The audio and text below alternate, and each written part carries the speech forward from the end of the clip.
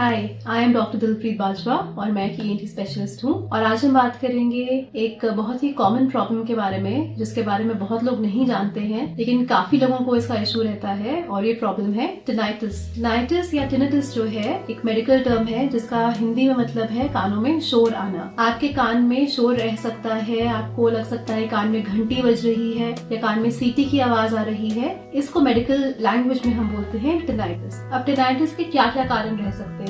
Simple चीजें जैसे कि कान में बहुत ज्यादा वैक्स होना, खांसी या जुकाम के कारण कान में इन्फेक्शन होना, ये बहुत ही सिंपल कारण है जिनकी वजह से आपको टिनाइटिस हो सकता है और ये ट्रीटेबल कॉजेज है टिनाइटिस के। मोस्ट कॉमन कारण जिसमें हम देखते हैं टिनाइटिस वो है हियरिंग लॉस होना। जब हमारे कानों की सुनाई की नसें कमजोर होना शुरू होती हैं तो काफी बार पहला लक्षण जो हमें महसूस होता है वो है शोर। और इन कंडीशंस में जरूरी नहीं है कि आपको ऐसा लगे कि आपको हियरिंग लॉस है, लेकिन नस की कमजोरी की शुरुआत में सबसे पहले सिर्फ शोर आ सकता है। कुछ रेयर बीमारियां हैं, कुछ कान की ट्यूमर्स हैं, कान में मीनियस डिजीज होना, यूस्टेशियन ट्यूब का डिस्फंक्शन होना, जबड़े के जॉइंट में कुछ इशू होना, कुछ और कंडीशंस हैं जिसमें आपको टिनाइटिस या कान में शोर महसूस हो सकता है। अब कौन लोग हैं जिनमें ये ज्यादा कॉमन है? एल्डरली लोगों में, जिनों में सुनाई की नसें कमजोर ज्यादा रहती हैं, उनमें ज्यादा कॉमन है। मेल्स और फीमेल्स में अगर हम कंपेयर करें तो मेल्स में थोड़ा ज्यादा ये पाया गया है। तीसरा, अगर आप स्मोकिंग करते हैं या आप बहुत ज्यादा अल्कोहल कंज्यूम करते हैं तो भी आप हाई रिस्क पे हैं टिनाइटिस के। अगर कोई आप ऐसी दवाइयां लेते हैं जिसमें कानों की नसें कमजोर हो सकती हैं तो आप हाई रिस्क पे हैं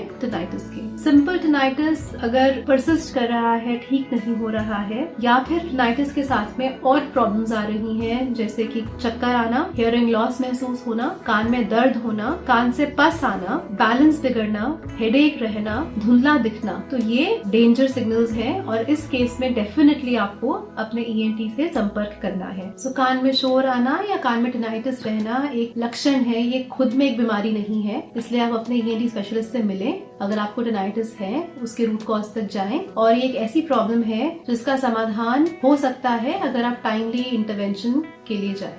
थैंक यू।